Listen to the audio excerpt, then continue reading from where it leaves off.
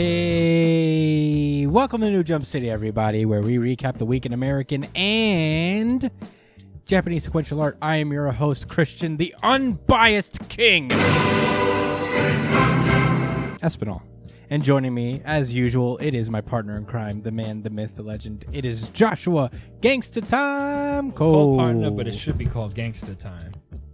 What's good, Chris? Hey, buddy, how you doing? Chilling, ready for a good. You seem caught off guard by that question. Nah, man, it's gonna be a solid week. That's all. Yeah. We might as well save all the thoughts for when we get to the comics. All right, and our invisible partner out in the ether out there, it is a big news, Brian. What's up, nerds? Hello, friend. Very excited for this week. We have a full house of manga to talk about. We have everybody on deck for the first time. Next week we'll be off, so very, very sad about that. But let's enjoy it while we can and get into plugs. You can find me at the Chris Espinal on Twitter and Instagram. Joshua Cole, where can they find you? At JD Cole _37. That's on Instagram as well. Hell yeah, Brian. You can find me at b.esp on both Instagram and Twitter. And if you ever want to catch me when I'm streaming, you can find me at twitch.tv/itspunchline. Hell yeah. You can follow the show itself at New Jump City on Twitter and Instagram. Follow us on Instagram, especially because we do a weekly, really good chapter of the week poll for our audience, where you guys get to voice your thoughts on what you thought was the best chapter this week. The poll goes on every Sunday when the chapters comes out, usually. So get on in there, cast your vote, and we'll announce it on the show that follows it. You can email us at newjumpcitypod@gmail.com with any questions, suggestions, anything else you want to talk to us about. Email us and we'll probably read it on the show, or comment below on any video that you're watching, and we will surely respond to you. Surely. Leave us a 5-star review on Leave us a 5-star review on iTunes. That would be super helpful. Trying to get higher up in the algorithm, more people can find us. That would be very appreciative if you could help us out with that. Also, we're on Spotify, Pandora, Amazon Music, wherever you listen to podcasts. We are on there, so get on it. And give us a subscribe on our YouTube. Smash that like button. You already know what to do. Share it with your friends. Let's if you love the show, let's spread it around a little bit. Spread the love. And I think that's it for the spoilers. For the plugs. Spoiler alerts ahead. Let's get this show started. It is time to randomize. Bloody Cross. One Piece. Damn, I didn't get it. Yeah. Wrong. I was wrong. I mean, you had a good streak going. I didn't even do it last week. Yeah. I messed up. This is One Piece chapter 1011, The Code of Sweet Beans. Opening up chapter RGC. Yeah. Honestly, same. Certified RGC. Certified RGC. Certified RGC. Don't get me wrong now, guys. This is a highly contested top 3.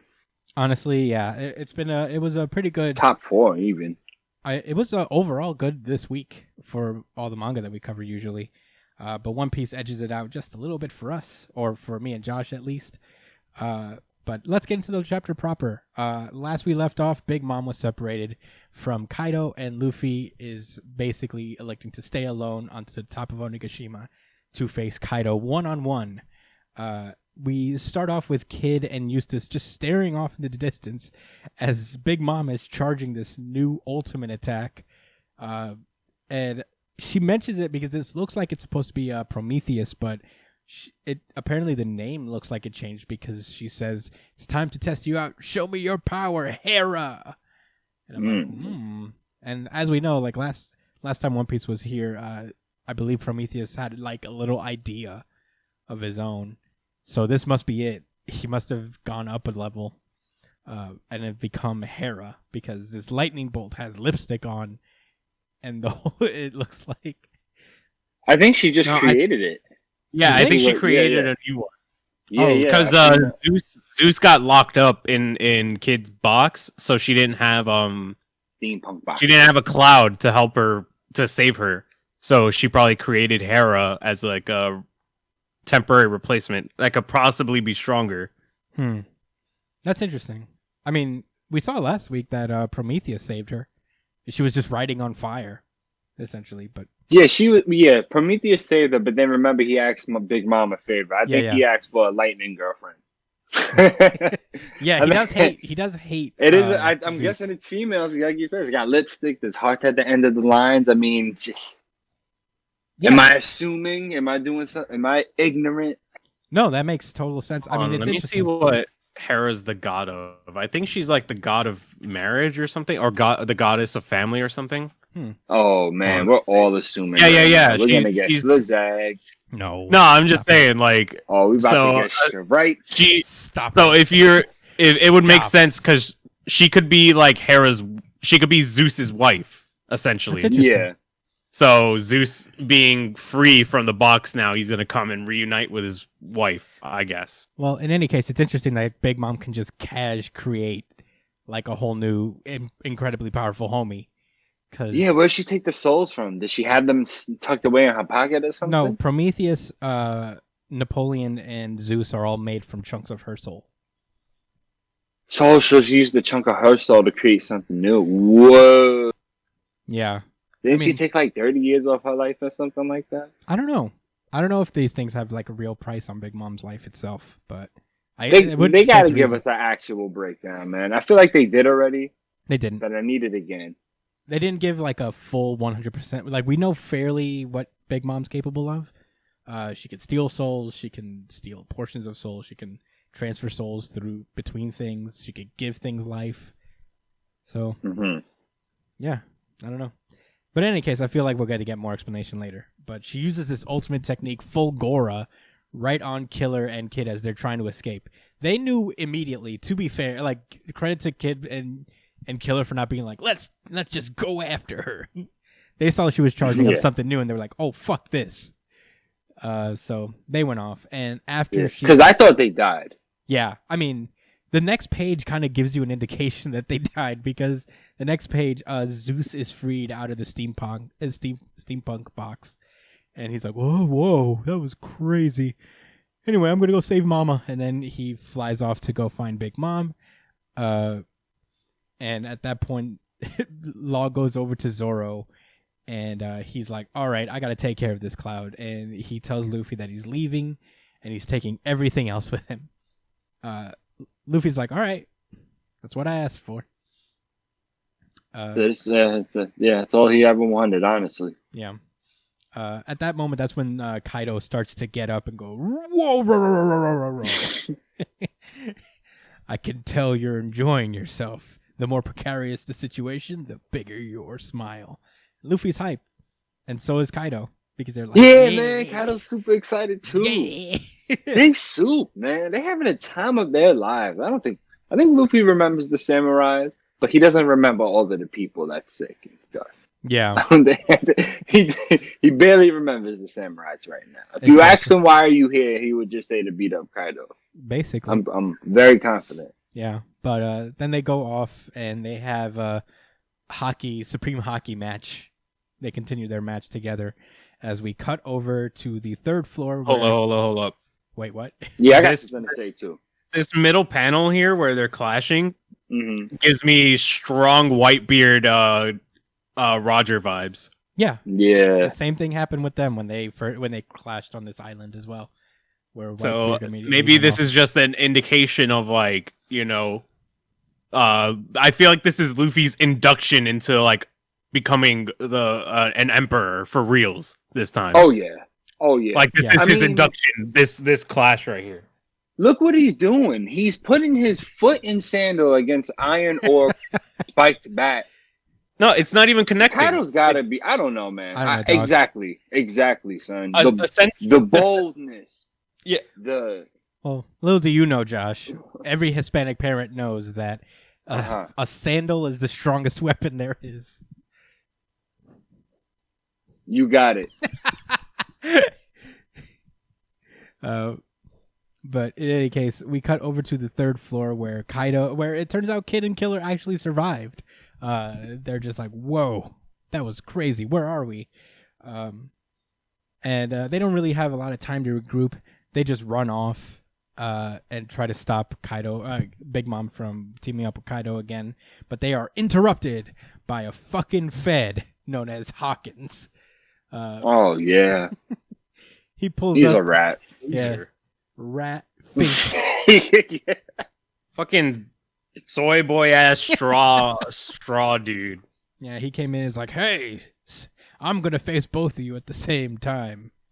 His plaid pants are whack. For real. And they got ruffles at the end of them. I know Oda did that shit on purpose. He did. And not like to be like, oh, this is lit, right?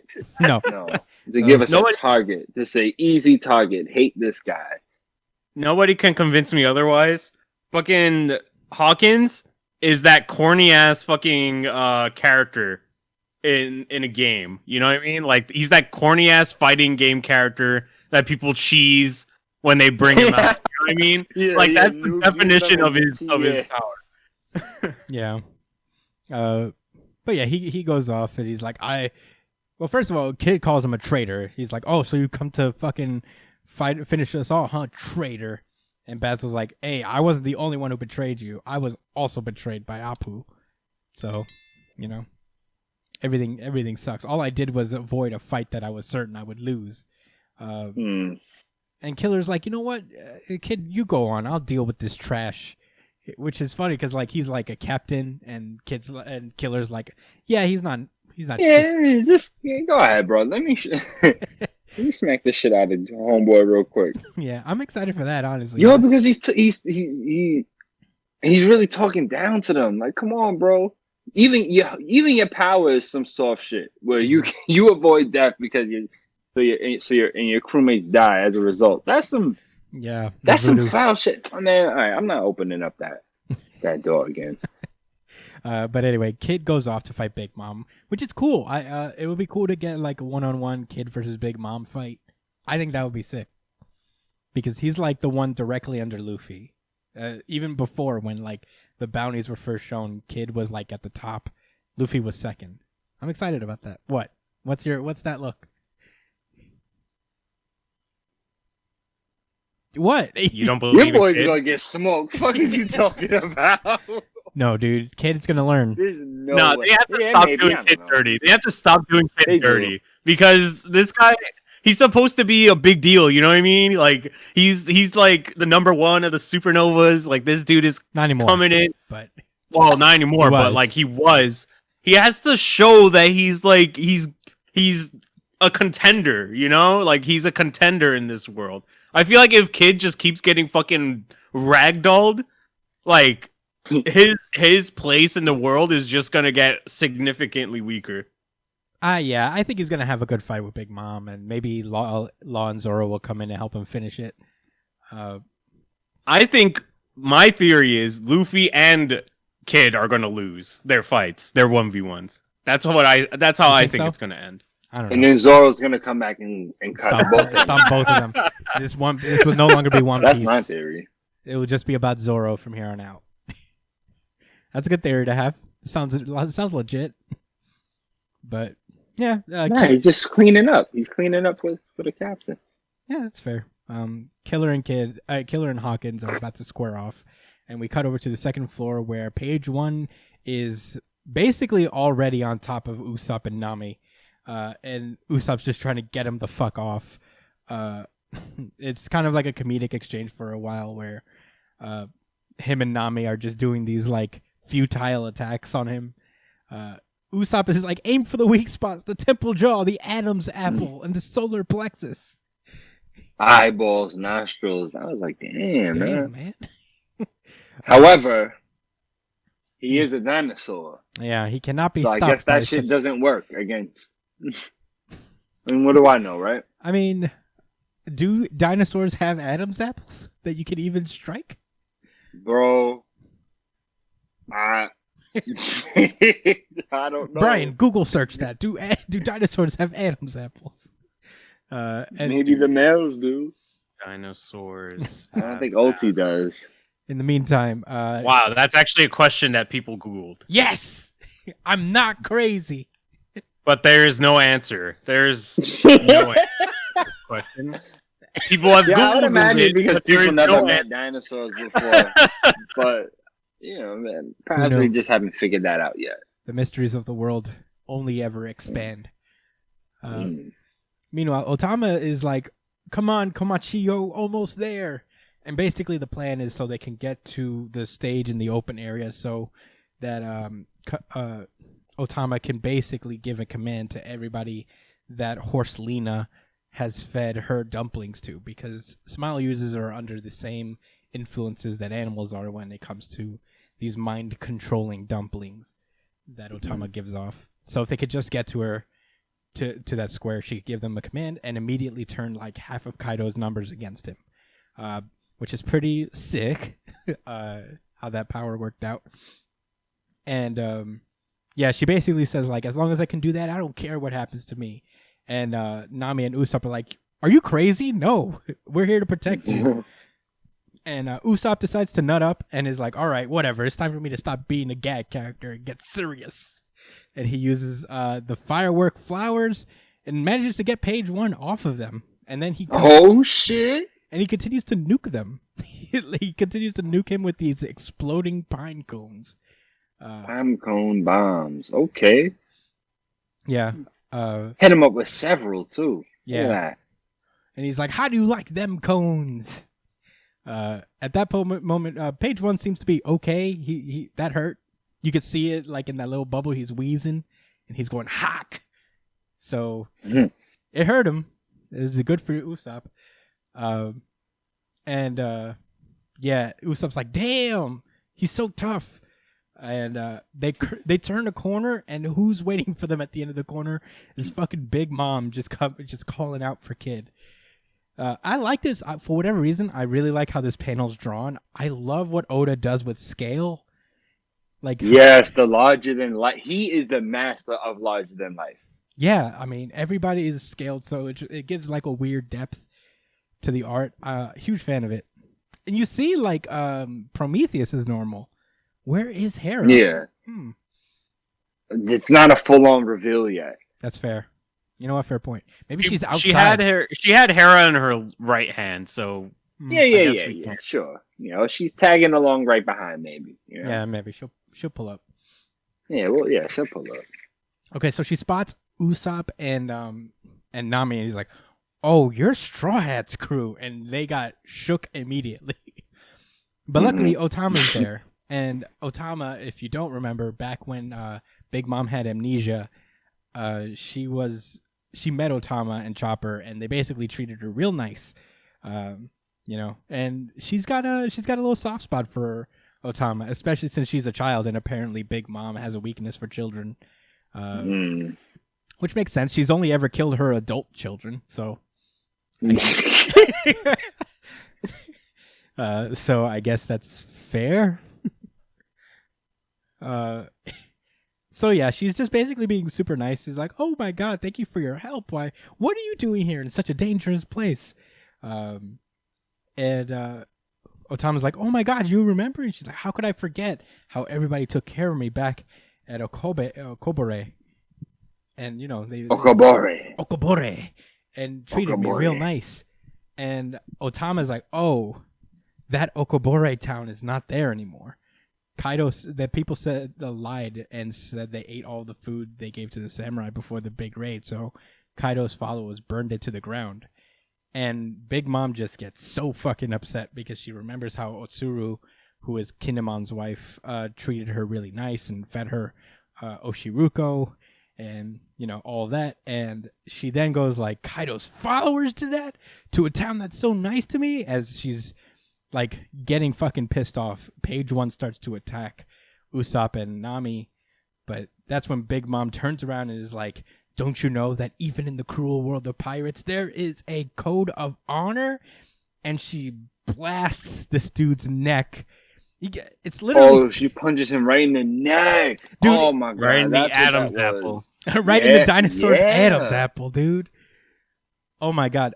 Let me tell you this. This is the most... I haven't seen many neck punches in my life, But this has got to be one of the greatest that's ever been done because it was a critical hit. She punched this dude's neck into a 45-degree angle.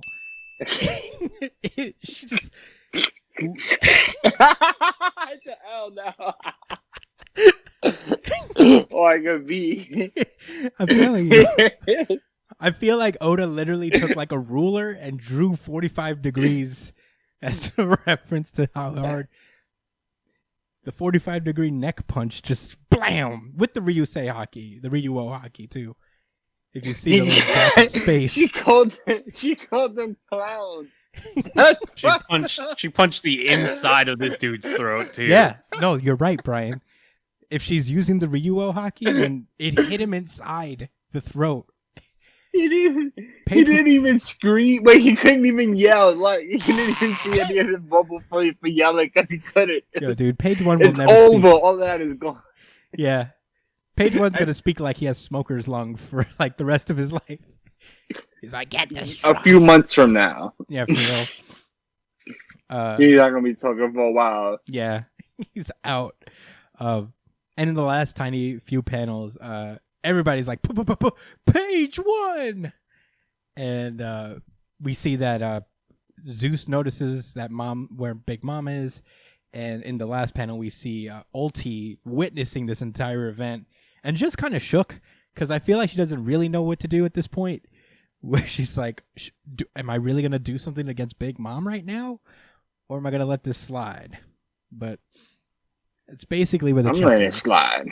Yeah, I didn't see nothing. Personally. I'm not telling nobody that I saw anything. I am walking. I'm going the other direction and going to fight other people. Yeah, I'm like, oh, what's Frankie up to? I'm gonna go fight him. Yeah, let's get into that. Yeah, that's basically where the chapter ends. The situation is getting so fucking hectic. Yeah, I mean, it's so fun. I mean, it's One Piece is getting into gear. It's very fun. I don't know what's gonna happen for me with Big Mom. I guess like everybody's gonna converge on this point. Maybe Ulti is gonna take on Nami or Nami and Usopp because Page 1 is probably out for the rest of the arc. After that, yeah. I bet money on that. For sure. But yeah, His fault for fucking starting at page 1 when he should be on chapter 1011. He's on page 1 of One Piece. I don't know, man. He's just not a character anymore. That's it. Just forget he's a plot. He's at Romance Dawn right now. That fucking neck is all the way back in the fucking One Piece one shot, bro. It's the beginning of the series. I don't know, man. This was such a fun chapter. One thing I noticed, I mentioned this in like our little group chat where we talked about it, but I feel like this chapter goes to serve how like there are certain traits within all of the Yonko or the four emperors that Luffy kind of inhabits in one way or another. And there seems to be like a there's general traits that make someone great in this world. And Luffy has like traits in common with Kaido and Big Mom that are interesting to think about because if we look at like what his little exchange with Kaido early in the chapter with his like smiling no matter how precarious the situation is and link that to kind of how Kaido is always looking to die. So yeah, so no matter how bad the situation is, he's always excited and not really afraid. And we go back to Big Mom really being very, very quick to retaliate against on people's behalfs if they treated him well. It's kind of nice. It's kind of an interesting way to tackle your villains. And it really presents like a dark mirror to Luffy's best attributes throughout the series. So I thought that was interesting.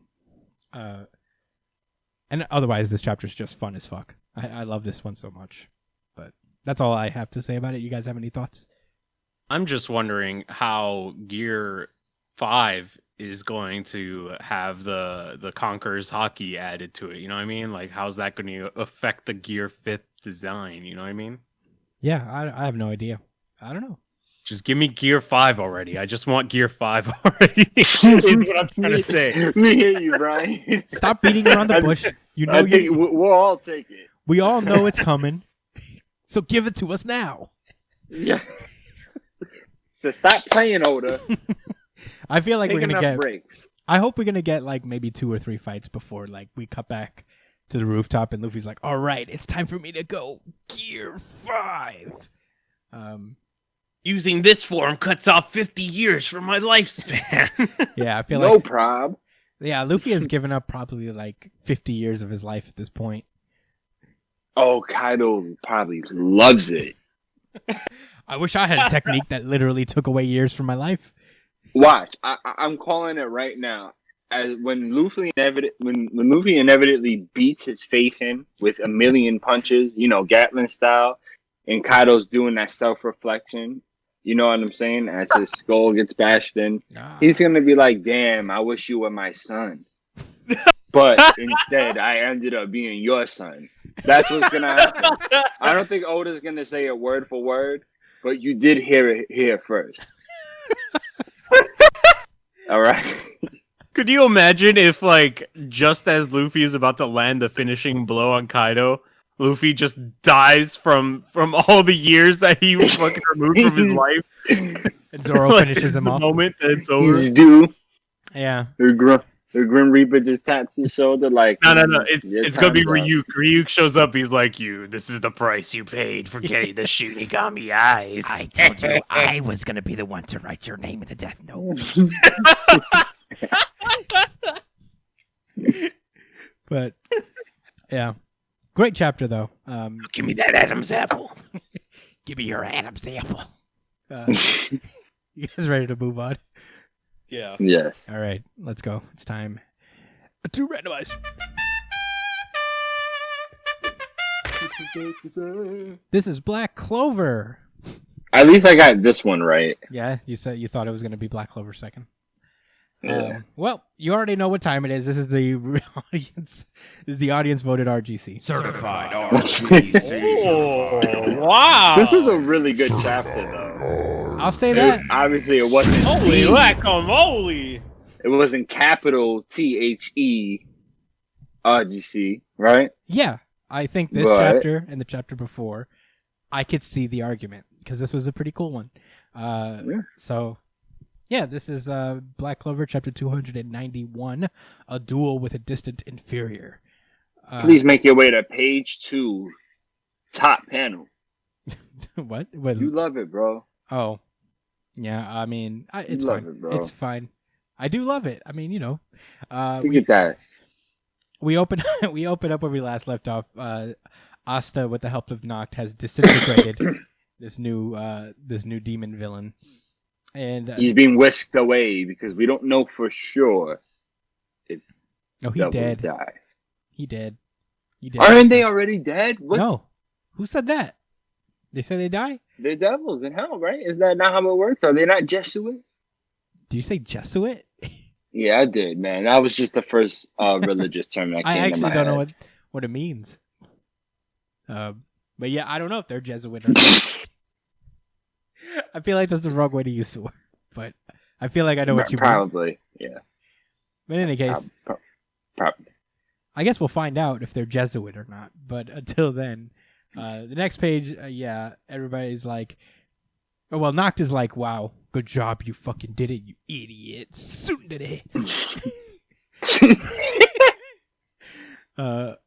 And Asta's like, well, I knew it, Vice Captain Noct. You really are a lot like Captain Yami. I don't know. I feel like that's a weird sentence to say after the sentence that was just told to you. But is it because, like, I guess Yami would also call him an idiot? Fair. But yeah, they basically are. Asta says that he won't be able to use Union again for another 30 minutes, so that takes him out of the game for a little bit. And Noct basically figures like, all right, so the Dark Good Side. news, guys. What? He's going to be out the game for like 30 minutes. That's at least 2 chapters. That's at least a chapter and a half. Right? Right? Yeah. Because that was literally the okay. last time. He was out for a chapter and a half. We'll see.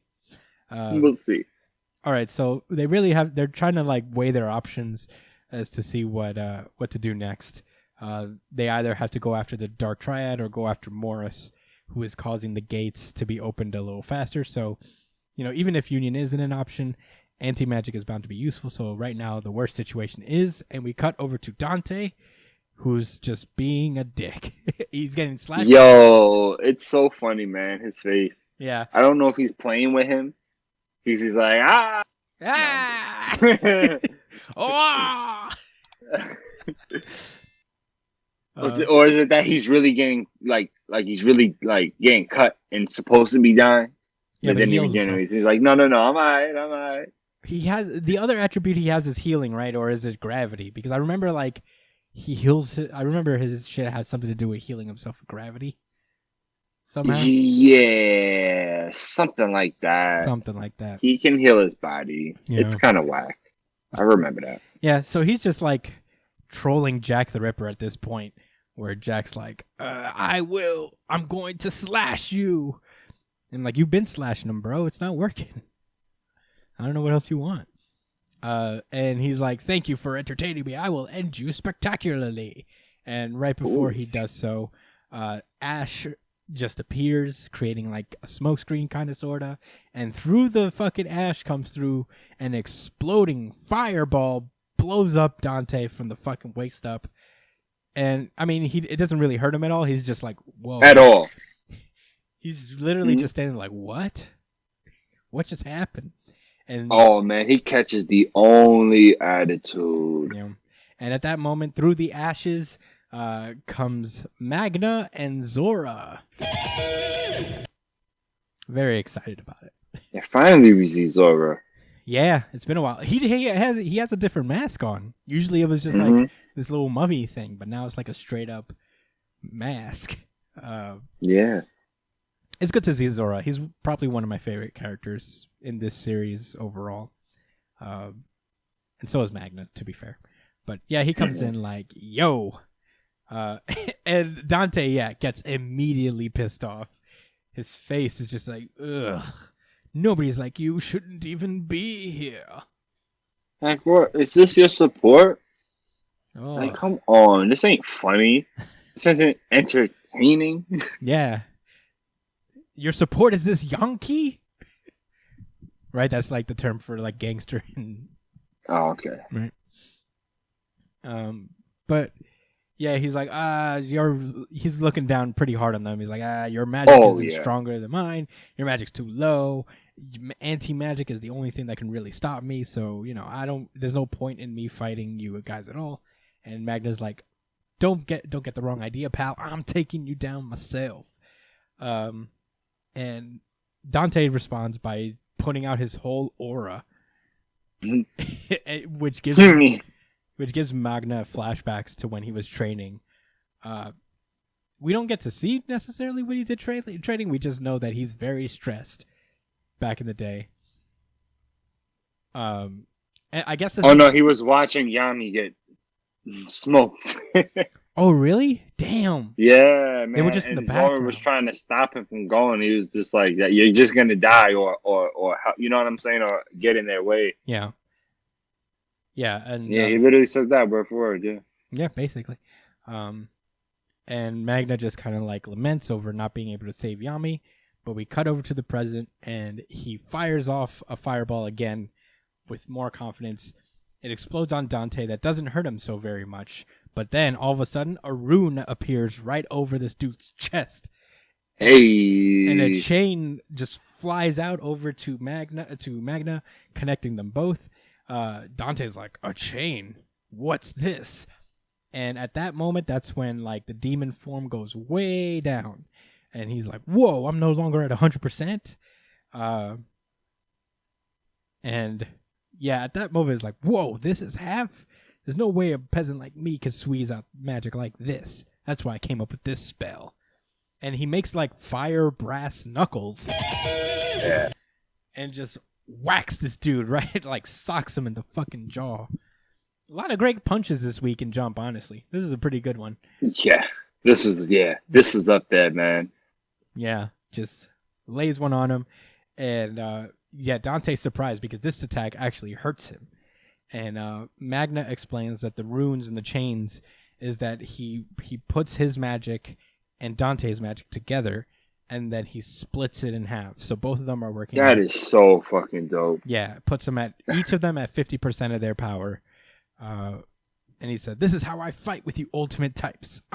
Magna Swing of the Black Bulls is gonna crush you." And that's where the chapter ends.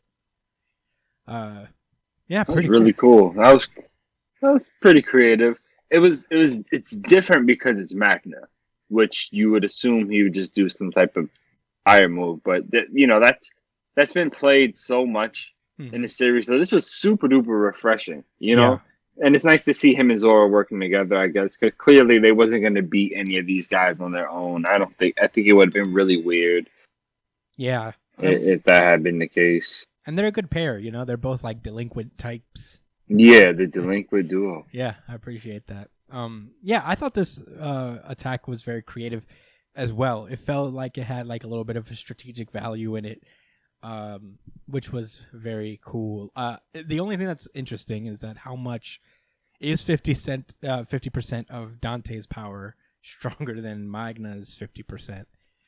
You know, it's kind of interesting. I feel like they'll go into that next week, of course, but it's interesting. I really liked it. It's very cool to come out of Magna, like Josh said, who's more of like a beat 'em up type of guy. Good to see him in place. Yeah, like anyway. So yeah. Yeah, very very excited for next week. But yeah, that's all I gotta say. Just an action chapter. A lot of cool character development for Magna. I have no complaints. Nice. But I don't know. That's all I gotta say. You guys ready to move on? Yep. All right. Let's randomize.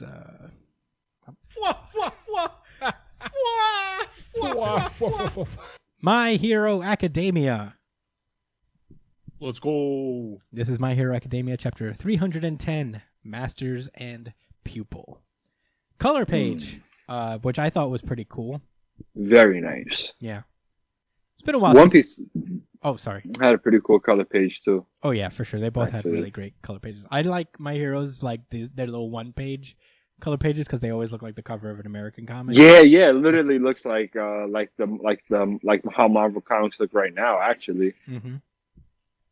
Even down to the fact that so they went to that retro look. as a They've little been doing the barcode retro as look well. recently.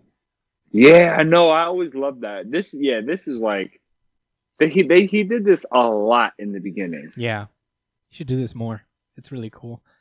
Yeah, man, I miss it. Yeah, number 310. Holy shit, we've come a long way, haven't we? Yeah. We start off in the dead of night. There seems to be a battle going on amongst civilians with their gear, and this one person with some kind of weird fox type quirk, like mythical fox type quirk. And they're just attacking her, thinking that she's a villain. It's not looking good for her. They end up like they blast a super blast at her. And, Yeah, this is. that's when your boy Deku comes through, slides in, and kicks that shit into oblivion. And he loops around on this lamppost, and he pleads with everybody to calm down. And he knows that it's a dark and stormy night, but this woman is not a threat to anyone. And they run off saying that, well, she shouldn't wander around in the dark looking like that. That's fucked up. She doesn't even look dangerous. Yeah, I mean, it's a consistent thing. I thought this was very interesting because, you know, it has already been established that people with her type of quirk, which are like transformative, or I know they have a word for it, but transformative is the one I remember, where, like, you know, it's like people like Spinner who get discriminated against. Yeah. Because they basically wear their quirk 24/7 and they look different from everybody else. Very X-Menian, you know? Yeah, it's like they're mutants almost. Yeah, basically. But yeah, she explains that, you know, she was slow to evacuate and she thought that she'd stay home and wait for it to blow over, and it didn't get much better. People started getting hurt, so she decided to run off to take shelter at a hero school, and shit turned sour real fast. This cute little moment where Deku floats up and gives her an umbrella, and floats off, assuring her that basically everything's going to be okay, that he's going to make it right. At that point, All Might pulls up in his sick whip, Yeah, holy shit! I guess being the number one hero had its perks, huh? Yeah, I keep That forgetting. shit looks like the Batmobile, bro. It's interesting. I forget how. Isn't that the fucking best genius mobile? That's interesting. I think it Oh, is. I don't know. Maybe Either way, it has fibers in it. it's made out of denim. Oh, wow! Is it? Yeah, no, it's not made out of denim, but the seats inside maybe. Oh, for sure. I got this denim interior. Denim interior. Yeah. Denim on denim. Yeah, I respect it. You think that would be uncomfortable? The denim interior? You can't ever wear white in that car. No. All that blue will rub off. For sure. Yeah. So, as All Might pulls up to help this lady, she gives Deku some ramen, It's like, keep your spirits up. Here's some tonkatsu. And Deku gives him a sweet little thank you with his funny little eyes underneath the scary mask. Underneath the scary, ripped up mask. Yeah. And he goes off to, I guess, this tower in Tokyo where, he gets a visage of Black Whip talking to him. Is like, everything's gone way dark, dude. We're back in the dark times. And he explains that, Yikes. we still don't have any leads on anybody. The authorities don't have the manpower to deal with anybody. And with All for One's quirk planted into Shigaraki, he was too strong for us, even with Aizawa's help. Mm. So yeah, basically Deku's like, unless I draw full power, One for All's full power, I can't stop any of this. And he flashes back into the talk that he had inside the One for All realm. And we cut back to the conversation we were having before, where the original One for All talks to the second and third users as they stand on the wall. Bakugo and Red Riot. Tentatively. Well, guess what? I guess theory probably dispelled, because this is probably easily not them. But in any case, he's basically, I implore you, my heroes. He needs your help. And in the meantime, Black Whip yells at Deku to get more familiar with the other quirks, which is probably why he has like a little bit more familiarity with it now and can them a little better. He had some time to practice within himself. The third All for One user, as One for All user, explains that at the height of, they lived through the shittiest time ever to have in this quirk era, and he had misgivings about their leader, who was the second user. Looks like it.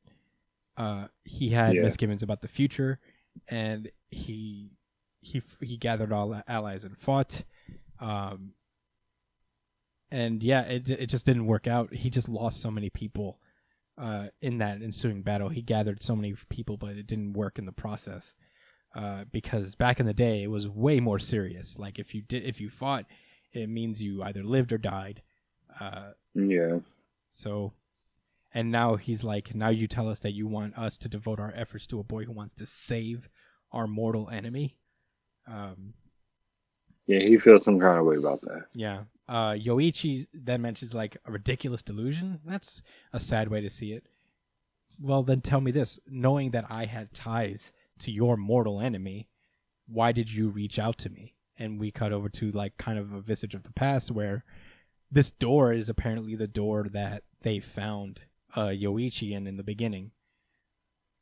So that explains that explains a little bit more of the past, where it looks like Yoichi was holed up in this place, captured by One for All, or All for One, and they, in a mission to raid All for One's place, they found him, and he reached out.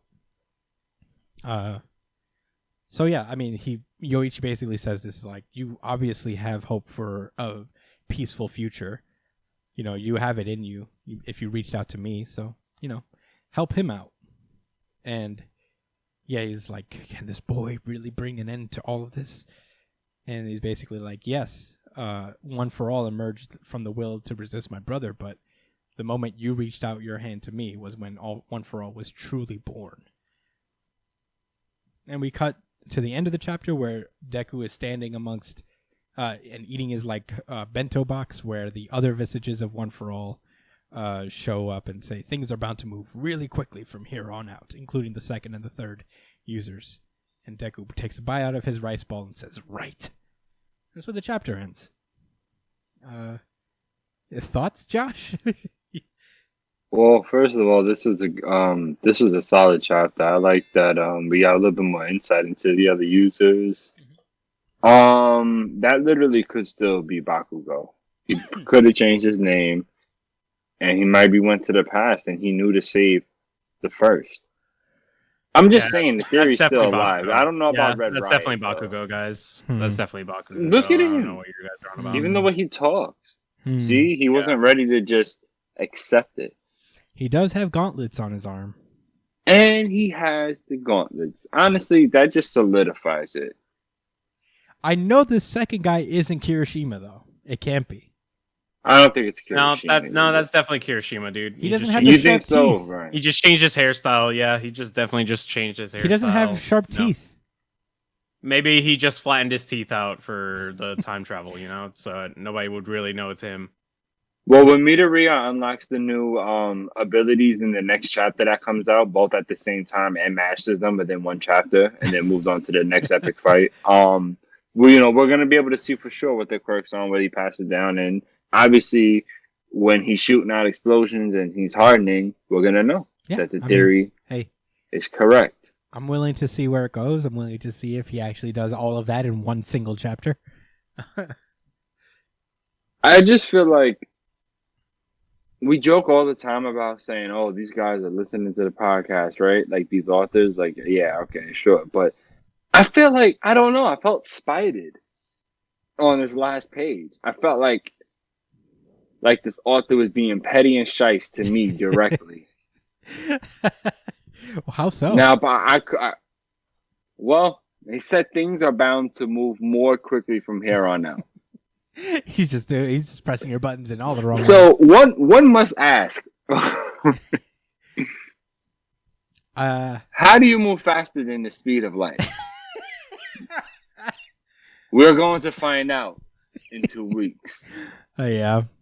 I mean, I don't know. Let me stop. I love this chapter, and I'm actually really excited to see what these two quirks are, and I really hope he doesn't learn them in one chapter. I'm sure he'll display them in one chapter. I don't think he has like 100% mastery out of most of them. I would say maybe he has like Black Whip pretty down pat. I want him to learn these new ones as he's fighting new guys. I kind of want him to train a little bit and then learn on the fly as well, right? Mm-hmm. I think at least the leader's quirk is probably going to be more. It probably lends itself more to combat. It's probably not just going to be like a regular utility. It's his explosive quirk. It's Bakugo. Remember? Yes, we know it's going to be an offensive quirk for sure, a combat-based one, since that is Bakugo. Yes, and we know his quirk is confirmed already. Kirishima's, on the other hand, can technically count as support. Yeah, I don't know. It'll be interesting to see.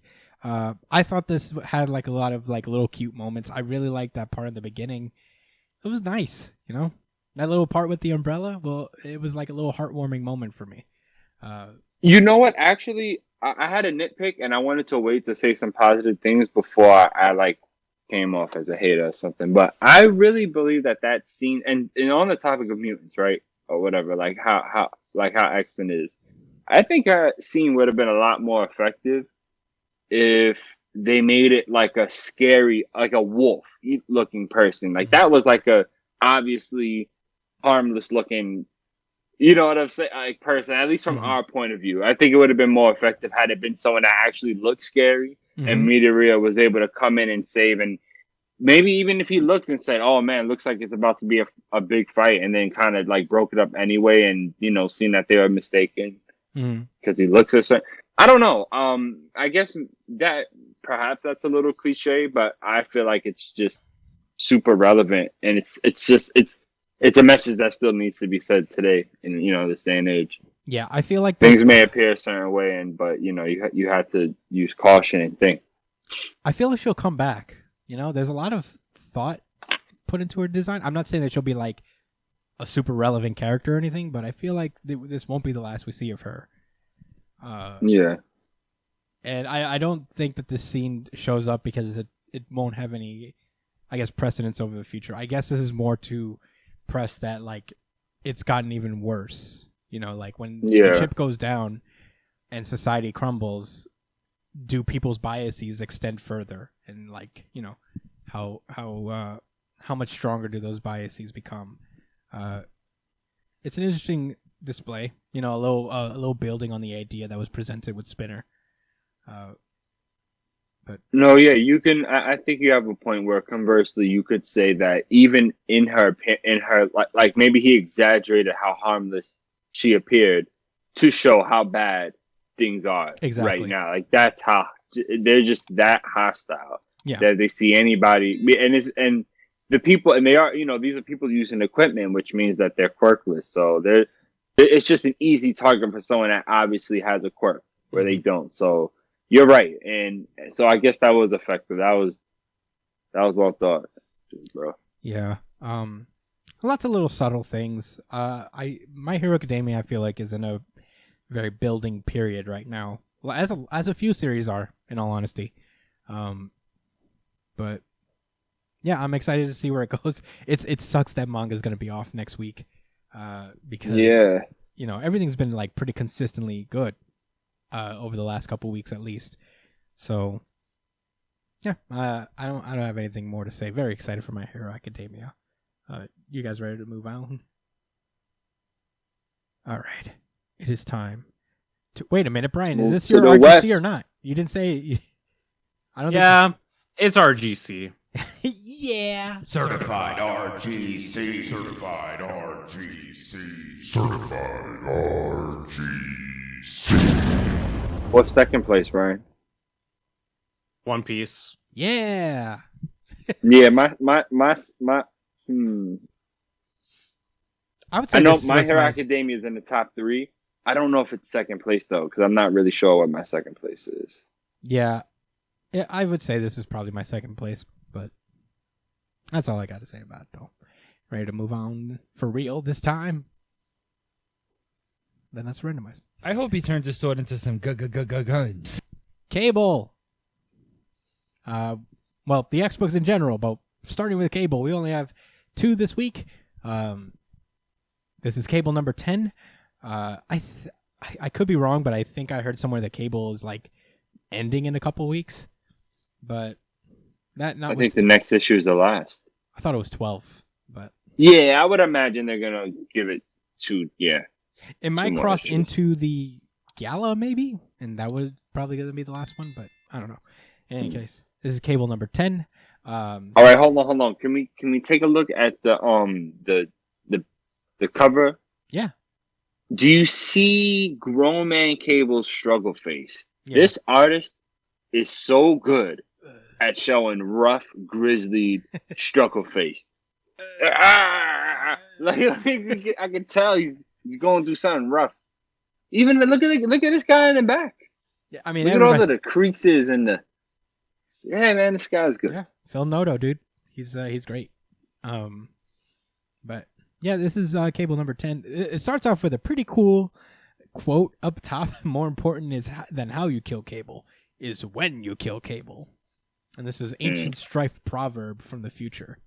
Because as we know, the last couple of issues of Cable, he's been going up against his future clone man, known as Strife. And we open this issue with Cable just standing outside of the House of X, where he just like pulls a grenade pin, and Emma Frost appears behind him and is like, "Hey, there are easier ways to get exiled forever than attacking the House of X. Explain yourself." And Cable says, like, "Hey, I'm this is just knockout gas that would have knocked out Xavier. I'm here for Cerebro because I'm trying to get the other guy back." And by that he means his older self. He's trying to resurrect old Cable, which he killed a few years ago at this point. And he explains that, Strife is back and causing a whole ton of trouble. And he just asks in frustration, is like, why did Apocalypse do this to me? Because Apocalypse is the one who cloned him and created Strife in the first place. And Emma's basically like, to make you stronger, that's what Apocalypse does. It's like survival of the fittest type shit. And Strife is only serving... Strife's only fucking purpose in life is to be a whetstone upon where you and your family will be sharpened. So A whetstone. A whetstone. He was a whetstone. So yeah, she goes. I was like, "You're off. You're the son of the great captain of Krakoa. So go talk to him, and have him help you out." Cable asks about Esme, and she explains like, "Yeah, she's pissed at you for just leaving her on a boat not too long ago. So, fix that soon." And yeah, the scene ends with Xavier just like watching them from afar, going, "Hello." Like, aren't you one of the strongest telepaths in it ever? Can't you tell? Didn't you hear that whole situation with your mind? Yeah, I don't know. That was a weird moment. But in any case, we cut over to Cyclops, who's getting his measurements for his suit for the Hellfire Gala coming up, and because that's crossing over to everything. Every X book in the last 3 weeks has had a scene where someone's getting measured by Jumbo Carnation, and getting their fashion on. But yeah, that's when Cable shows up and explains that, hey, so can we talk? And Cyclops is like, yeah, come with me. We'll walk and talk. And I like how you can see Earth in the background. Earth? Oh yeah, you can. Yeah, that's funny. Because they're on the moon. Yeah, they walk through a Krakoan gate and they end up in London because it turns out that the citizens of Araco are just aggro as fuck. They just want to fight all the time. So they go to London and just fuck shit up because that's their nature at this point. They're used to just being in wartime all the time, 24/7. So they're just going to cause trouble at this bar, and Cyclops takes Cable along to ease the situation a little better. So they arrive there. They've fucked up the entire bar, and they're basically just drinking for free. There's a little fight scene that ensues between them as they try to get the situation under control. Cable knocks out one of them, and Cyclops eye-beams the fuck out of the other. So, after the whole situation is complete, they start talking to each other about bringing back old Cable, and Cyclops is like, no, his time is over. It's your time, He's like, and Cyclops has been trying to get Cable to nominate himself to be part of the X-Men vote that's been going on. And the winner of that audience vote for the X-Men is actually Polaris, which is like, damn it, she's already in a few books. Yeah, right. I guess they're gonna just take her out of X Factor. I don't know. I feel like she worked better in X Factor. I liked her in X Factor. I wish Marrow could have gotten it. Marrow's cool. Yeah, right. Marrow's pretty dope. And she's a new character that could have been fleshed out. I mean, like, no, I know she's been written before, but she just has so much more potential. Yeah, give us Kimi Marrow. Excited. Yeah, yeah, I like that. But yeah, basically, Cyclops is like, no. We get this big ass explanation page as to like the status of Cable's what is it, Grey Malkin station. After Cable was killed, the station kind of just sits in AI waiting for Cable to return, I guess, because it's aware that there's still a Cable out there. So yeah, but young Cable has been unable to find the Grey Malkin station, so I guess that's kind of the gist of this issue. We then cut over to another time, another place, as every issue seems to have ended of Cable with the old Cable going through some shit. I don't know where he's at, but last we saw him, he fell through a hole, and it turns out it looks like he's in hell, literally, where he's just sitting there like getting woken up by these demons, and this demon is like, wake up, the boss wants to chat. And he's like, oh, well, I've been awake this whole time. I'm guessing you guys don't have any possums in this motherfucker. I guess that's the name. That's the curse words he uses. If you did, you might have done a better job of pacifying me, searching my robot hound, and found the Light of Galador, which is the sword that young Cable currently possesses. Yeah, so is that young Cable but old? I don't know. There's a difference between young old Cable and old Cable. Yeah. And young Cable. And young old. And Strife. And Strife. There's a lot going on. Yeah, there's a lot going on. But that basically the end is he decapitates one of these demons, and he's like, "I'm gonna kill the rest of you." And yeah. I don't know. Cable's okay, but it's not like. It's this and Wolverine. They're the only like solo titles in all of the X books. Every X book is about a team. And I don't know, both X-Men and both Cable and Wolverine feel a bit aimless to a degree. I don't know where it fits in the overall story of Krakoa. But yeah, I mean, it's not bad at all. It's just he's going through his own situation. Yeah.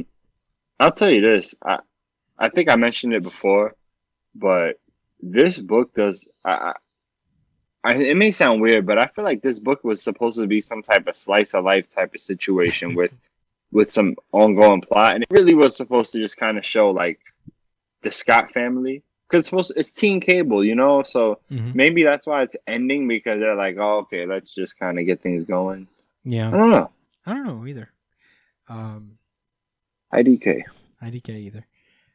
I feel like every Cable book has been about him trying to take down Strife, but also he's had like 7 different side missions as well. Yes. So that's why it feels kind of like jumbled, and it doesn't have like a straight through line. You know, there's like filler moments in every Cable book where he does some one-off thing with a random person from Cable's past. Yeah. Although I did like the issue with him and Deadpool for whatever reason. I mean, of yeah, course, that was funny. They're the duo, you know, like they're the homies. So it was interesting to see that dynamic. But yeah, I'm not sad. I'm kind of bummed that it's ending relatively soon. I wish that it had gotten off its feet a little faster. But that's all I got to say about Cable. With that being said, I think we should move on to our second X book, New Mutants. This is New Mutants number 17. There's a lot going on. Man, you want to talk about art? Oh my goodness, man. Yeah. There's a lot happening in this book, but it's like the art translates that too, because there's a lot happening like in the panels, and it's so jumbled. And all right, listen, before we even read forward, I have a hard time reading some of these New Mutant books, and more specifically like these more recent ones when they've been in Otherworld, because it's been so trippy and shit. But then I just kind of realized that I don't have to read it in this kind of box type of viewpoint. Like I can kind of just read it and experience the panels, and read the text, and then go read it again, and maybe like experience. Like I feel like these type of. I have to remember with American comics, I really feel like there's a lot of value you can get out of reading these more times than one. Yeah. Which is kind of a shame, because more times than not, I end up reading the manga more, like maybe 2 or even 3 times. Yeah. But that's mostly because we do the podcast later in the week, and it's like 5 days ago I read the manga. Yeah. So. Yeah, we have more time with manga. I agree, because I felt like I liked this issue a lot more the second time around. Well, let's get into it. We open up with Wolfsbane. Yeah. In one of the storylines, there's 3 storylines in this issue alone, where we start with this Wolfsbane. She's been missing her son. She's been trying to get her supposedly dead son in front of the queue for resurrection. Although Ron. And as it turns out, it might be that Ron is alive. Right? That's not her son's name. But whatever. Okay. Her sons may be alive somewhere, and she doesn't know where.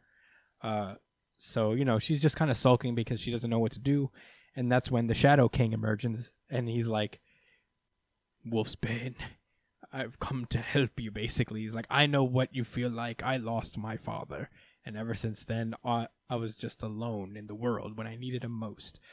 All alone in the dark, and the shadows had teeth. So, yeah, he really just gets into her sweet side. Just basically like, I'm a changed man, you know? I want to believe he's here to help, and it's just not the case. Yeah, I mean... I know it's not.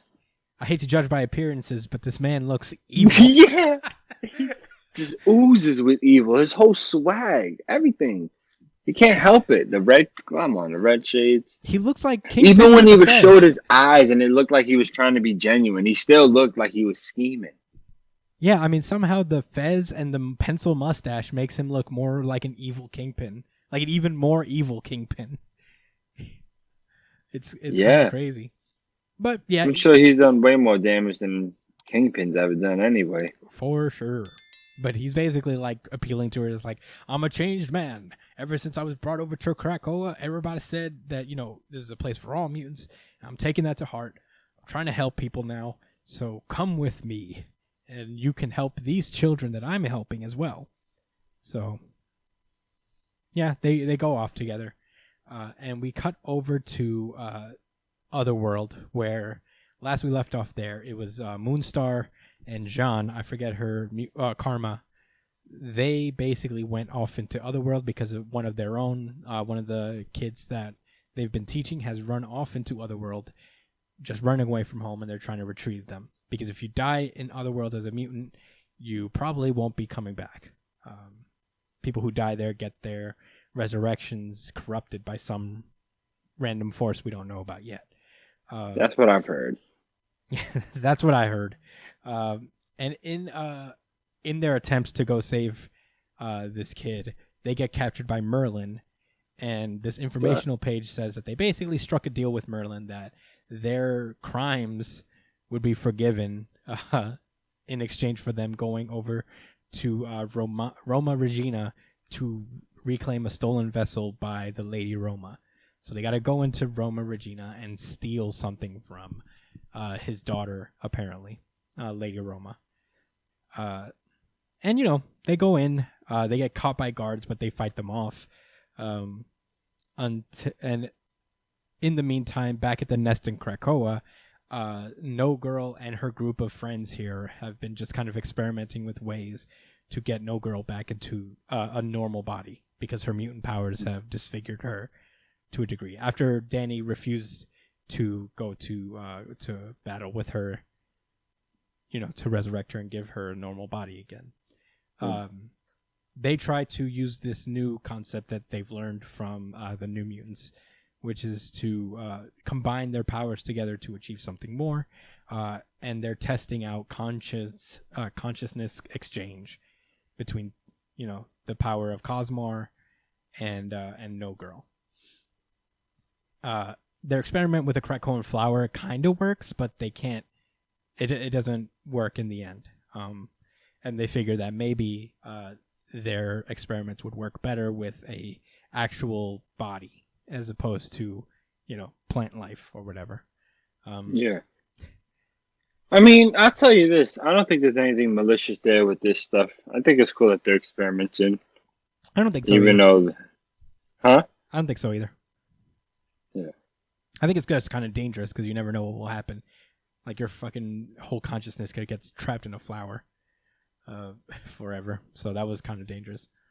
But in any case, we cut back to Otherworld where Moonstar and Karma are caught stealing this vessel from Lady Roma. And, you know, she's basically explaining like, oh, this isn't even anything. You know, like my father told you it was magic. This is literally just a vase that I took from him on my way out. But you can have it. And she makes a deal with them that she'll give them the vessel she stole in exchange for them coming to her whenever she needs a favor, no questions asked. So, yeah, that works out. They get sent back home. And meanwhile, one of the young mutants goes over to visit Laura's sister. I forget her name. We just said her name the other day. I know. Last time I don't know. Young Wolverine girl. Young Wolverine clone girl. And- Oh God, we're horrible, man. Come on, Brian. Could you please? yeah. Could you hit us up with a nice Google? Isn't it X-23's little X-23? sister. No, not Oh, X20. X23's clone sister. Sister. Yeah. I mean, there's a lot of mutants. Scout. Gout? A scout. Scout. Scout. Scout. Yeah. Gabrielle Kennedy. Got it. Yeah, Gabrielle. Okay. Thank you, Brian. So Mini Vereen. Minnie Vereen, is that one of her names? No, I just came up with that one. Okay.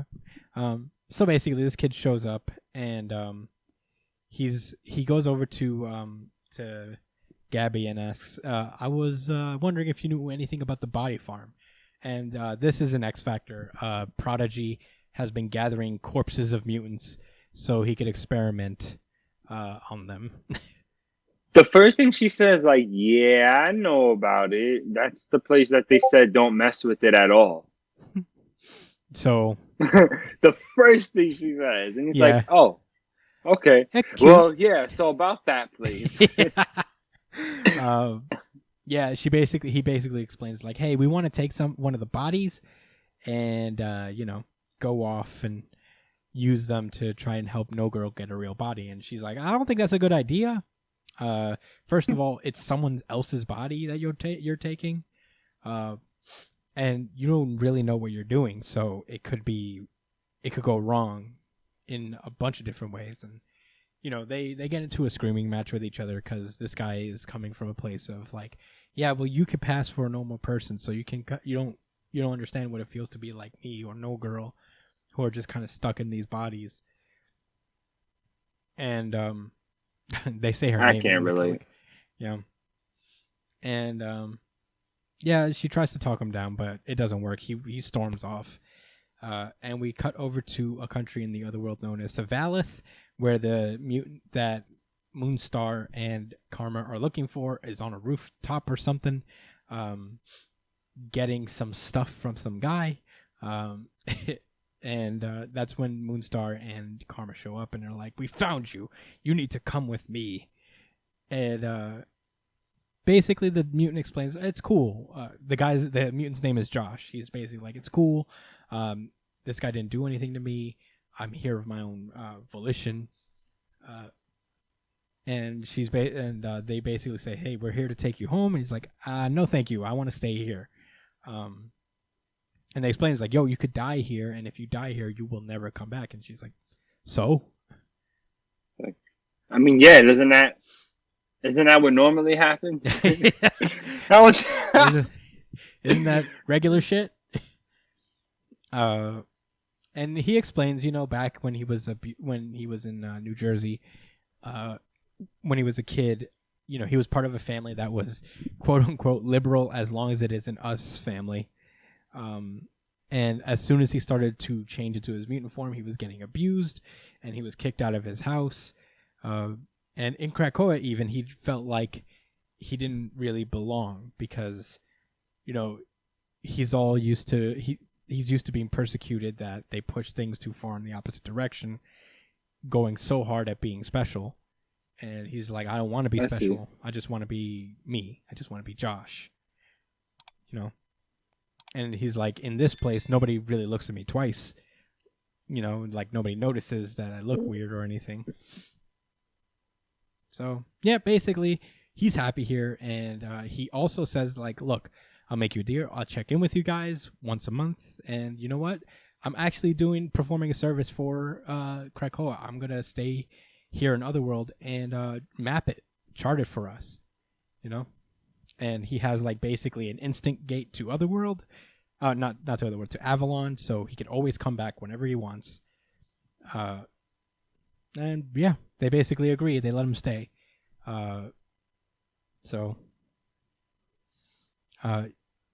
They come back over to Krakoa, and they start talking about Karma's brother, who is also, I guess, dead, but also his consciousness is trapped within Karma.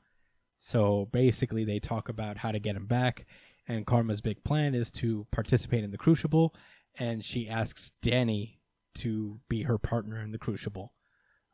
much like No Girl did. I guess Moonstar is very popular to get the Crucible treatment. Can't anybody sign up for it? It looked like Lost just got to the island and then it was already getting slaughtered. No, anybody can do it, but you have to choose a partner to do it with you. So she asked Danny, and it's kind of like, I guess it's supposedly an honor to be asked to be the partner to do it, to get somebody their mutant ability back.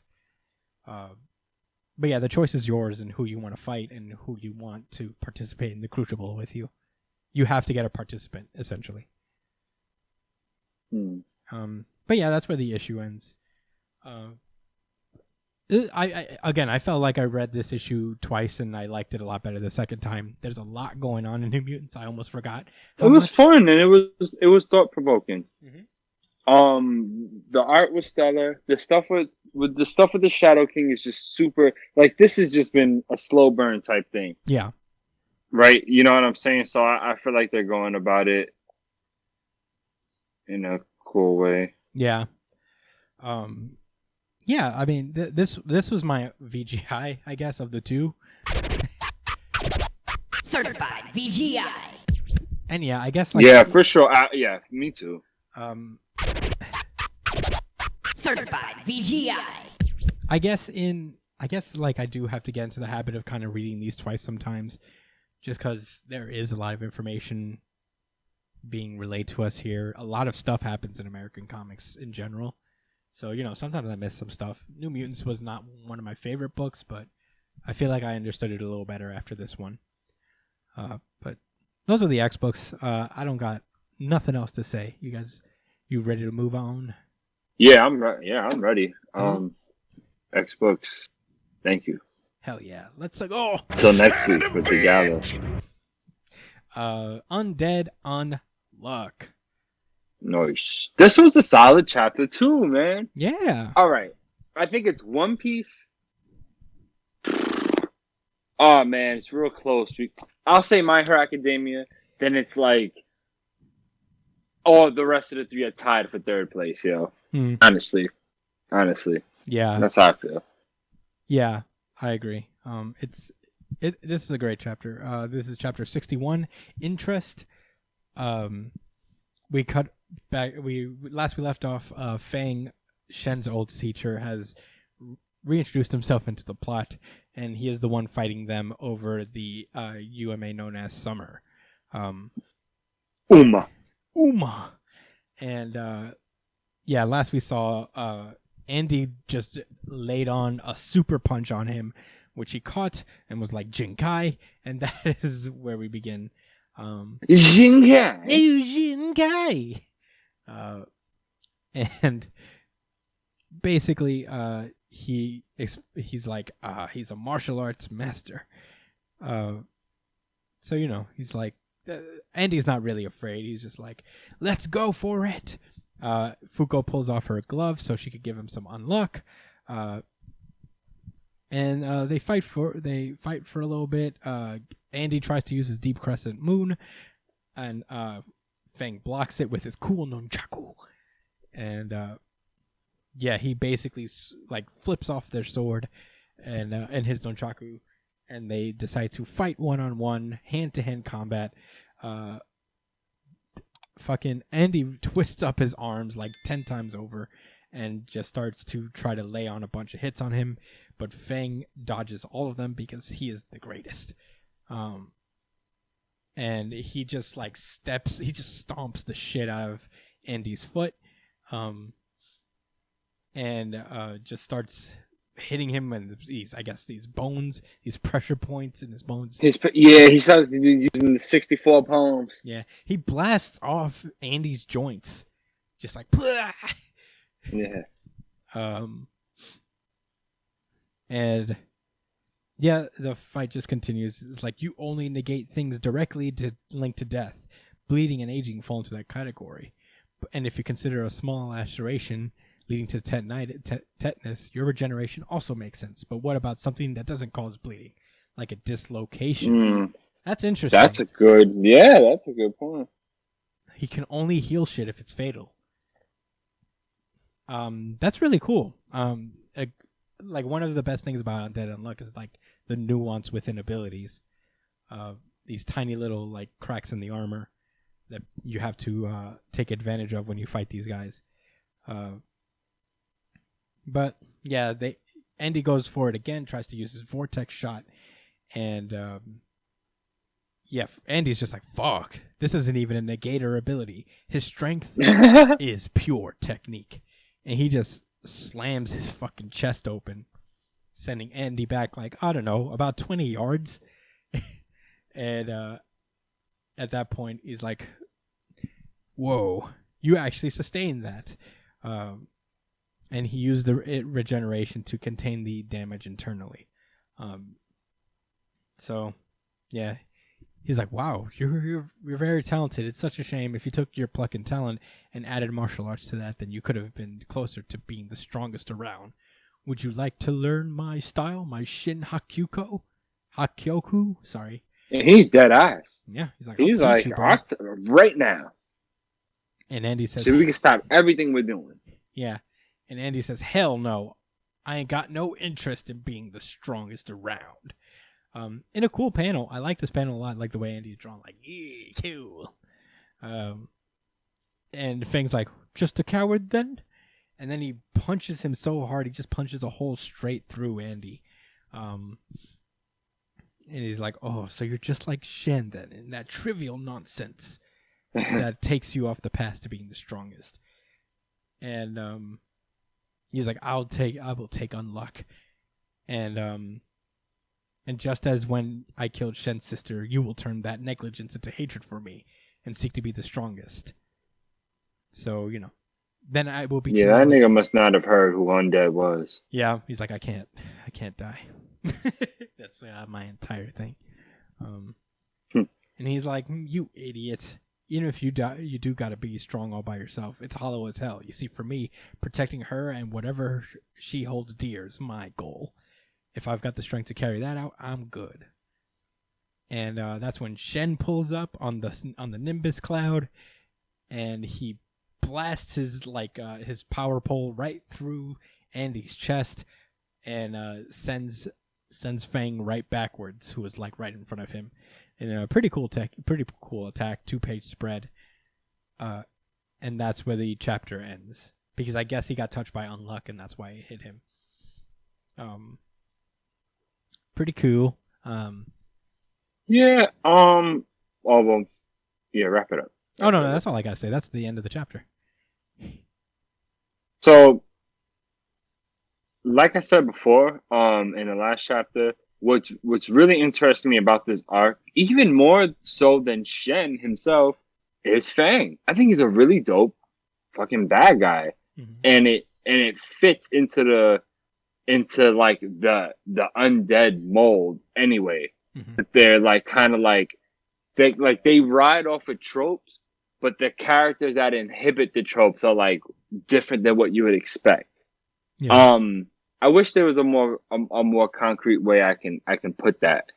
Like Shen, all he cares about is obviously getting stronger, et cetera, but he's not like, he cares a lot about like he still has strong bonds and cares about people, but he's not a tsundere, you know what I'm saying? He's super open about how he feels, but he's a little mischievous too. But he's not like this super mastermind. He's this guy that fight. You know what I mean? Like Shen is a really like unique character. Like a lot of these other characters, they're just kind of shrouded in the usual tropes we see. I'm gonna put something together for Undead Unluck, man. This is a good series. Yeah. No, yeah, I think and it's good for very particular reasons, similar to Chainsaw Man, where like. Anyway, let's get through this chapter. I mean, oh no, we're finished with the chapter already. Yeah. Yeah. Yeah, that's what I'm saying. I mean, it's lit, man, because it's like we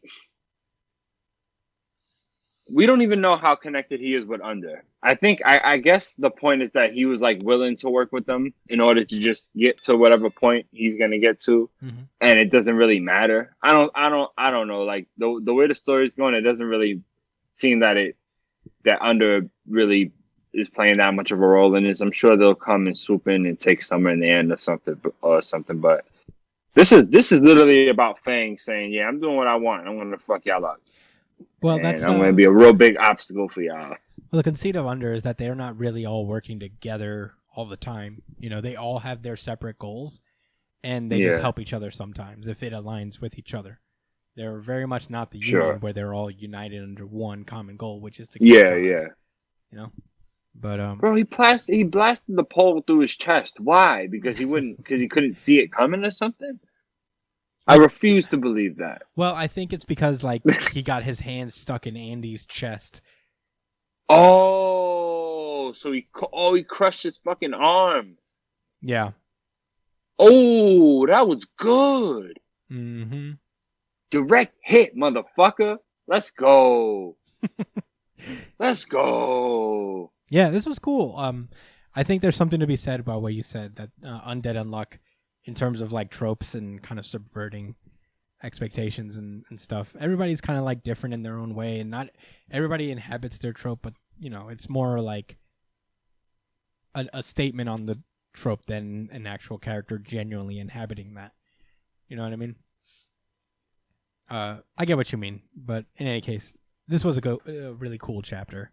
But that's all I gotta say. You ready to randomize? Hell yeah. Then let's go!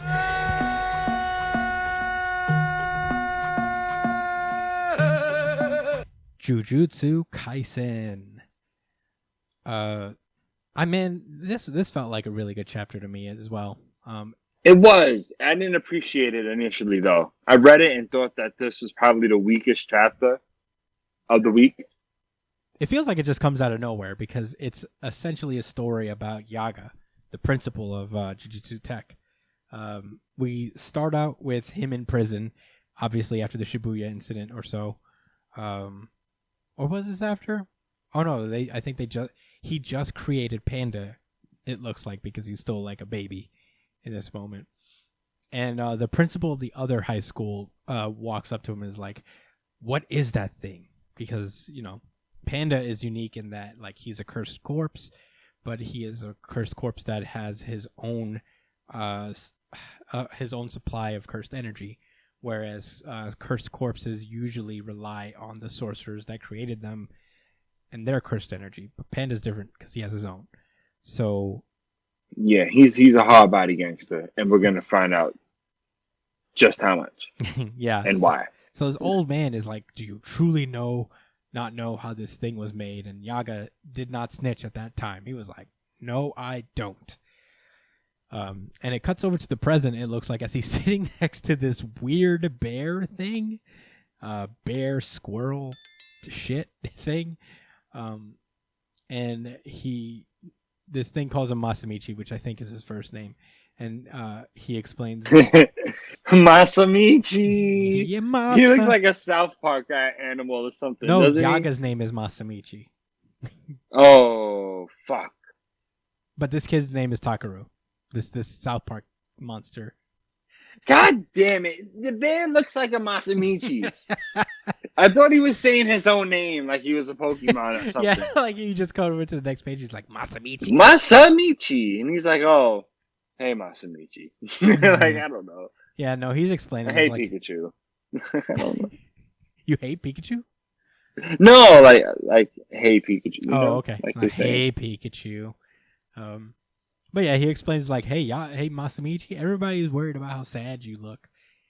And he said, I told him we should cheer you up. Aren't I a genius? And he gives him a little scritch his little friend. Oh. Yeah, come over here.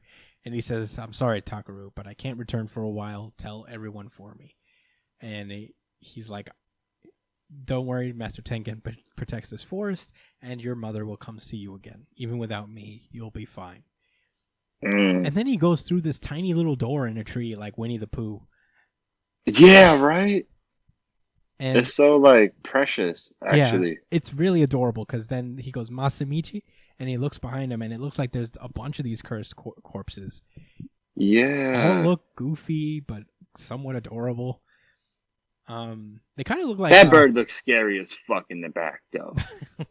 I don't like his eyes. Yeah, I mean, he went a little hard on the very sketchy inks for these supposedly adorable Yeah. characters. They look like Miyazaki monsters, like Spirited Away little designs. That's the Masamichi crew. The Masamichi gang. Yeah. Ooh. Masamichi gang. We got the title. You think that one's Remember it. Remember it. Remember it. Remember it. Remember it. Remember it. Okay. I think it's locked in. Okay, so we then cut to where Panda's being held prisoner, and turns out Kusakabe is breaking him out. Kusakabe is a fairly new character. He first showed up in the Shibuya incident, actually. Yeah, he basically was like, "Don't tell anyone I helped you. You were caught and used as bait to draw out Yaga, but I owe him. So get out of here. Go on, get. But don't tell anybody it was me." Yeah. And, Yeah, don't you go snitching. You fucking panda. And then we get a little flashback from Yaga from Kusakabe's perspective, and he used to live with his sister, it seems like, and we see that Yaga's like, this guy isn't your nephew, it's just something with your nephew's information. And we see Takaru from earlier, and it turns out that this thing is a cursed corpse made out of the information from Kusakabe's sister's son. I think that's his son too. No, that's his sister. Right? I, No, that's Kusakabe's sister. Like, he takes care of her. but I Because he says, like, if you stay hung up on the dead forever, you can't move on to the future. But my younger sister can't go on living without Takaru's support. okay. And he says, I like, see. you know, this guy isn't your nephew. So I think this is just his sister that he, you know, takes care of and lives with. Okay. And, yeah, the little weird monster from earlier, it looks like it's basically a cursed corpse using the information from her son's soul. And, you know, he says something familiar that, you know, he used to say all the time when he was a kid. And his sister just gets up and just hugs the shit out of this thing. And, man, that was sad. That was so a weird touch. It was sweet. She basically got a chance to kind of say goodbye one last time to her kid without it really being her kid and it being super devastating. Yeah. She got some closure and that was nice. It looked like she needed it. She was in a fucking wheelchair, but then got up with no problem. So, yeah. It usually means you're fucking crazy and sickly in the head. Yeah. It's interesting because, like, he mentions that it looks like this place that he was in earlier seems to be a paradise for all of these lost souls that he's put into bodies. Man, the best place. Yeah, the best place. And he goes off, he's like, I hate to do this, Kusakabe. And Kusakabe explains, like, yeah, it must not get out that a fully independent cursed corpse exists. And, you know, they know that he can't live with them. So, you know, he says, I'm grateful. I truly am. And that's how, you know, Masamichi earned his little, his debt with this guy. We then go over to Masamichi. I'm calling him that from now on. I guess I'm too used to calling him Masamichi. There we go, Masamichi. The Masamichi. And he runs up on this Jujutsu sorcerer who's just standing on a lamppost all scary. And he's like, where are you going without any cursed corpses, Principal Yaga?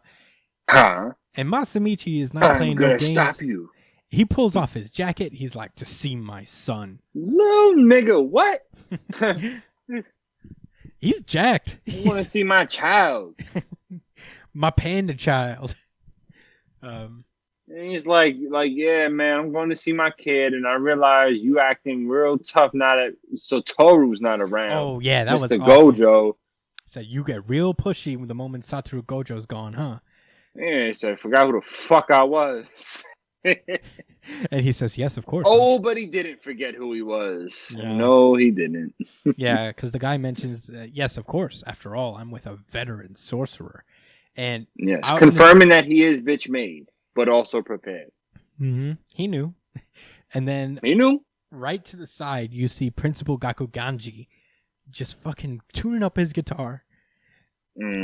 I mean, as much as I hate the guy, it's pretty cool. Yeah, he kind of is the worst, right? He has such a cool power and stuff for him being a horrible person, right? Yeah, I hate it. He looks a little... I think he got a little beat up, though. He has like a little cut on his side Unless that's... Oh, yeah. I mean, he didn't... Yeah, look at his head. Why does his head... Never mind. I guess all old Jujutsu sorcerers start forming a thumb head when they get old. What else, man? Their heads get corners. And his head is flat on the top. Is it just me? No. His head definitely has corners on the side. Something happened. Yes. His head is cylindrical. Cylindrical. Yes, that's the term. Yes, like this fitted hat. Like it's flat but round. Oh man, yeah. We gotta get him a fitted, dude. He would look so much doper with a guitar and a fitted, and his weird robe around his side. His head looked like a snap top toothpaste. You know the shits that are like wide with a wide cap, and you could set them on the cap standing up. Yeah. As opposed to the little twisty one. Yeah. Yeah. That's the top his head fucking looks like. Yeah. Well, in any case, it looked like a desk. He dispatches with Masamichi. It's sad that we didn't get to see him fight, but I guess he just rocked him to death. Just like there's a big fucking X-shaped scar on him, and he tells his boy to leave because like he wasn't doing anything anyway. And that's when Masamichi actually just voluntarily gives up the secret behind Panda. Basically, he says you replicate soul information from physical information, then you input the information to a corpse's core. But that isn't enough. You must put cores housing 3 highly compatible souls into one corpse and have the souls simultaneously observe each other or constantly observe each other.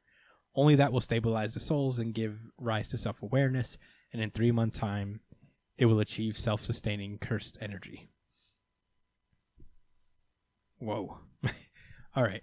I'm wondering, like, who's Panda made out of?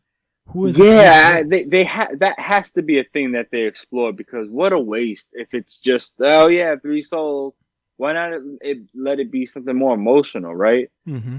Like what built the panda? I think that is the souls of his 3 kids. I think he had 3 kids, they died, and he's just been trying to bring them back, and he brought them back in Panda.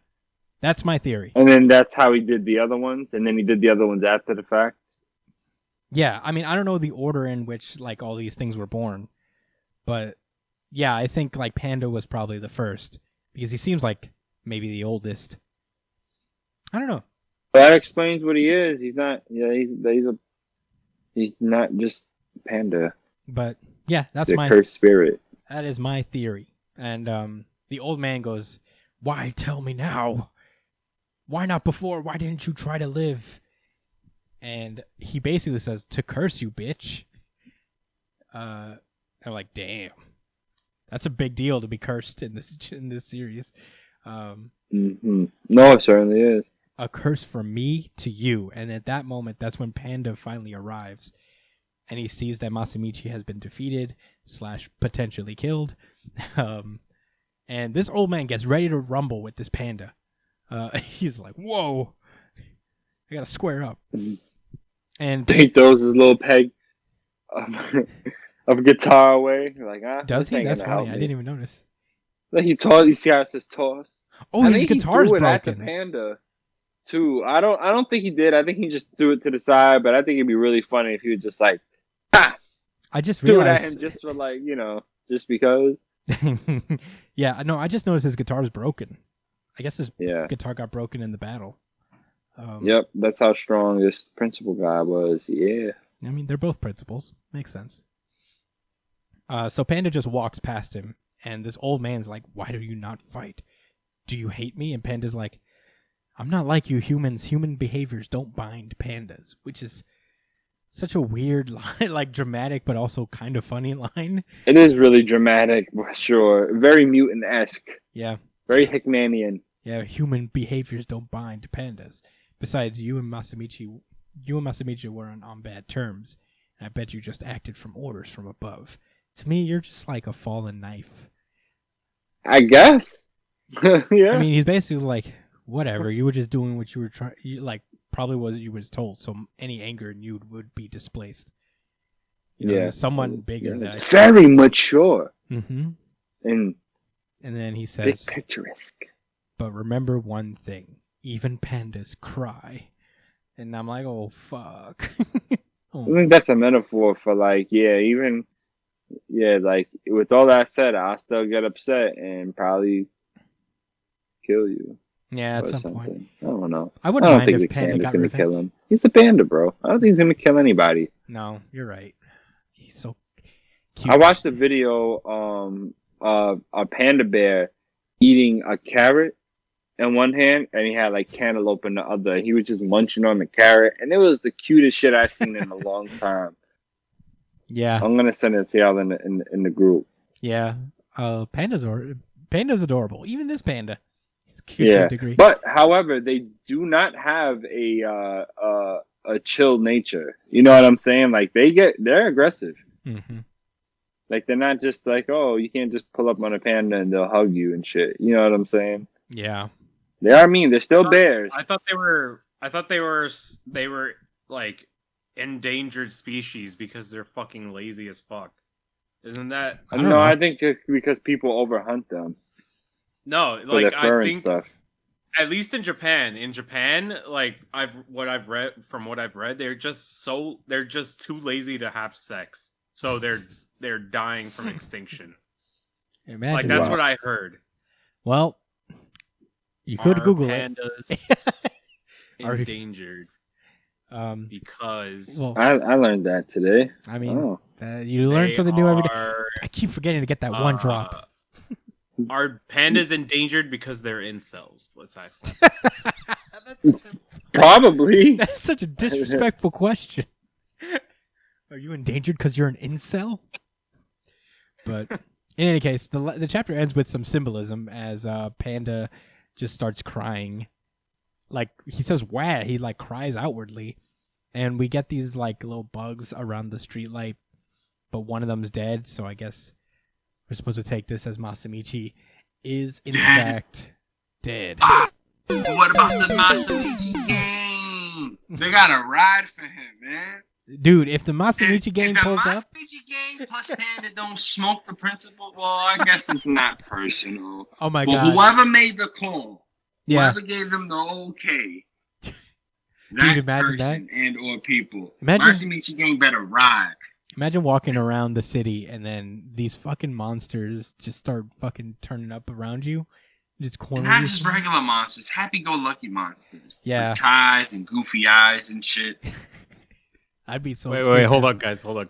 I was looking up reasons why pandas are going extinct, and one of the Google questions were, why are pandas so useless? Oh my god. Yo, people are so mean. Panda, he's useless. Why are people so mean? He just lost his dad. Ugh. No, they just asked why pandas in general are useless. Oh, no. Like not as the a character, species. just No, not the generally. character. Yeah, they're like And I mean, and the answers was pandas are one of evolution's less successful products. Aw. This is actually hurting my feelings. I feel bad for the. Nah, man, pandas are lit. What you talking about? That's what I'm saying. They know the key to life. To eat. Yo, these guys are talking mad shit about pandas right now. They don't know They're that all panda. projecting. They don't know They're that all even pandas incels. cry. They're all, every single one of them, right, Brian? I agree. I love You know. pandas. You ever seen a red panda? Red pandas are oh my goodness. I've never seen a red panda. I've never. Dude, you need to see a red panda right now. Well, Like right now. well. Stop the podcast. Look at a fucking red panda right the fuck now. Baby, look All right. up red pandas. Okay. They're so, so fucking cute. It's I just want insane. to see how it looks. all right. Let's look up red panda. But in the meantime, I guess we should give our thoughts on the Fine. chapter. Just so we could. Oh, it was good. Ha! Nah, man, it was kind of out of nowhere, but I feel like this is just that little. He does this. I've noticed the author does this. He gives these little backstories. You know what I'm saying? And like that's kind of like these breadcrumbs. So I guess what's gonna happen Whoa. later on. It's just that with Okotsu, he I guess like he said, he had plans of making a movie, and then it was like, nah. Oh yeah, by the way, Jujutsu Kaisen's off for 3 weeks. So it's not coming back where the rest of the series are coming back. We still have That's one more annoying. week after. Wait, That's not a panda. They're foxes, bro. No, it's a red panda. That's literally a panda. But they're barely pandas. They literally look like. No, they're literally pandas. They're like, but they look like a combination of multiple species. You know what I mean? It looks like but Pabu. they're definitely pandas. It looks like Dude. Pabu from Korra. Yeah, it looks like. Yeah, Pablo.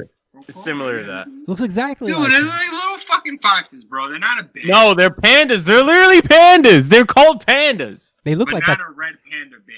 They look like Tanuki. They do look like. Yeah, they look like a Is dog, that just squirrel? a tanuki, Is Tanuki Japanese? and a for badger. squirrel?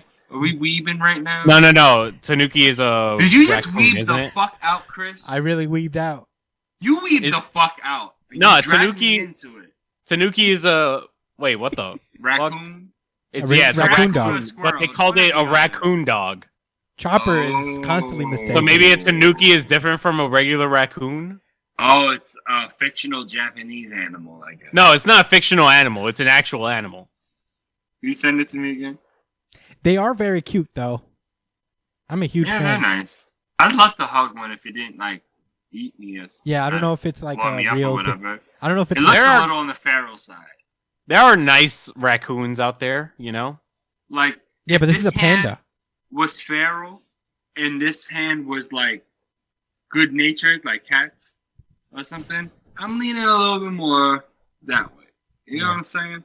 To the More to the towards rabies. feral side. Yeah, he looks like they had the rabies archetype. I'll put it like that. Yeah. They're poison type Sure. raccoon. Yeah. I mean, I feel like along the same lines of this chapter with Josh, where at first I was like, where did this come from? Like, okay. But upon more readings, I was like, oh, this is sweet and sad. Yeah. I like the Panda. Masamichi gang really struck a chord in my heart. For real. It's very interesting. I mean, I feel like there's. Oh, they better ride, Chris. They better ride. They better bring them back. And they better all have cursed tools and talking that shit, man. Yeah.